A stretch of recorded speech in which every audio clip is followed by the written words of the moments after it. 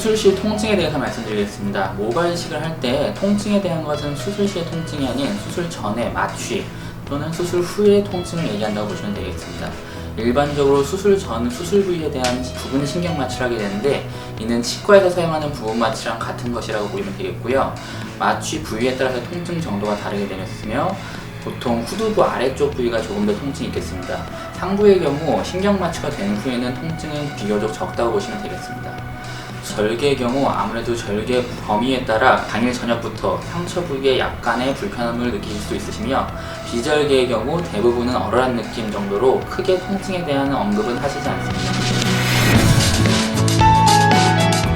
각 이식된 모발마다 경우가 다릅니다. 일반적으로 모발 이식 후 생착된 모발 같은 경우는 일부 바로 성장을 하기도 하나, 70에서 80% 정도는 채취 과정에서 생기는 자극으로 인해서 휴지기로 들어가며 기존의 모발이 탈락하게 되고, 그 휴지기가 3개월에서 4개월 정도 지난 후에 다시 성장기로 들어가서 모발이 자라나게 됩니다.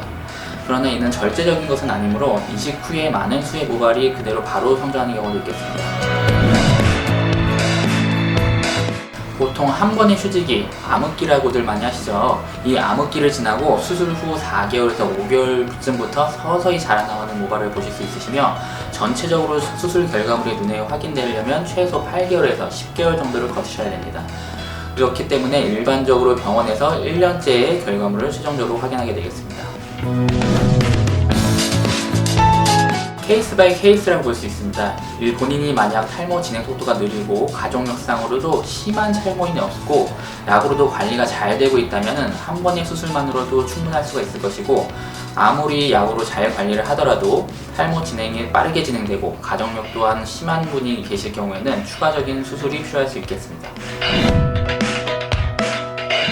모발 이식은 후두부에 있는 모낭, 즉 머리카락 뿌리 조직을 분리하여 이식 부위로 옮겨주는 수술이므로 채취한 곳에서는 더 이상 머리카락은 자라나오지 않습니다. 그렇기 때문에 사람마다 총 이식할 수 있는 모낭 개수의 양은 제한이 있게 됩니다.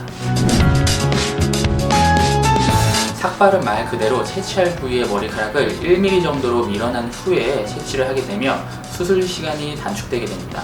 무삭발은 따로 삭발을 진행하지 않고 바로 채취를 시행하게 되는데, 직업이나 다른 이유로 삭발을 하시기 어려운 분들 같은 경우에는 무삭발로 진행할 경우 수술 다음 날에도 채취 부위는 전혀 티가 나지 않게 됩니다.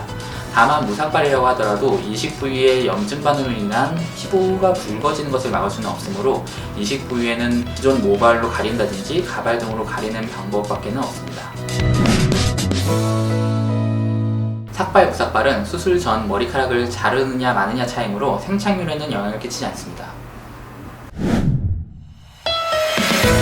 현대의학에서는 아직 불가능합니다. 자기 모발을 배양해서 이식하는 기술은 개발 중이다라는 뉴스는 본 적이 있는데, 나중에는 될 수도 있을 것 같습니다.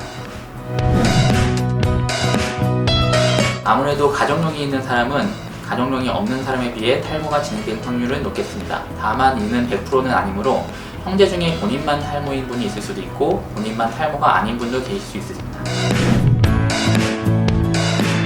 이것도 케이스 바이 케이스인데요. 수술을 하러 오신 분들 중에 두피 문신을 하신 분들도 제법 있으신데요. 정수리 부분에 같은 경우 두피 문신은 제법 두피가 자연스럽게 가려지십니다. 다만 전두부, 즉 M자 부위 같은 경우에는 아무래도 자연스러움이 좀 떨어지긴 하셨습니다. 두피 문신의 경우 볼륨감은 있어 보이기라기보다는 탈모가 진행하여 사이사이 비쳐 보이는 피부색, 즉 두피를 가려줌으로써 어느 정도 떨어진 거리에서 탈모가 잘 안 보이도록 하는 용도 정도로 생각하시면 되겠습니다. 모발 이식 수술을 할 때 천모 또는 이천모낭 이런 식으로 분리해서 말하게 되는데요. 모낭은 모발을 가지고 있는 조직 덩어리를 말하는 것이며, 모는 모낭 안에 있는 각각 한 개의 모발을 말한다고 보시면 되겠습니다. 보통 한 개의 모낭에는 젊은 사람의 경우 평균 2개에서 2.5개 정도의 모발을 가지고 있는데, 때문에 천모낭을 이식할 경우 대략 2천모 이상의 모발을 이식한다고 생각하시면 되겠습니다. 흉터가 없는 것은 아닙니다. 절개식에 비하여 거의 눈에 안 띄는 것이라고 생각하면 됩니다.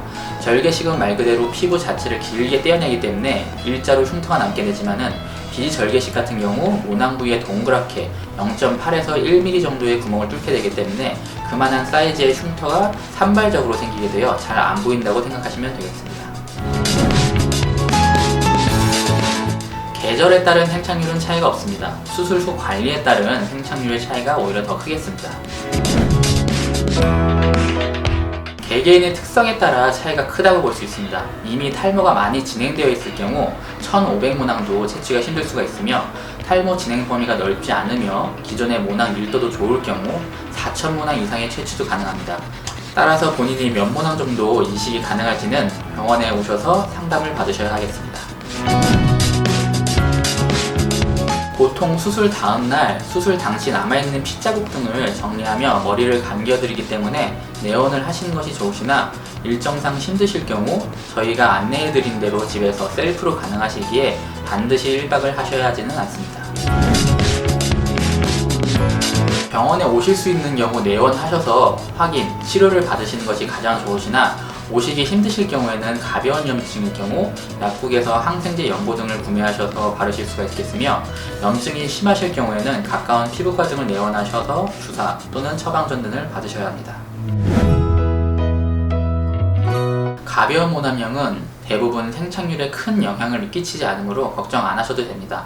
하지만 드물게 염증이 광범위하게 퍼지게 되어 모낭 뿌리에 데미지를 주게 될 경우 모낭 뿌리가 탈락되며 생착이 안 될 수도 있기에 작은 염증이라고 하더라도 관리하지 않고 방치하면 안 되겠습니다.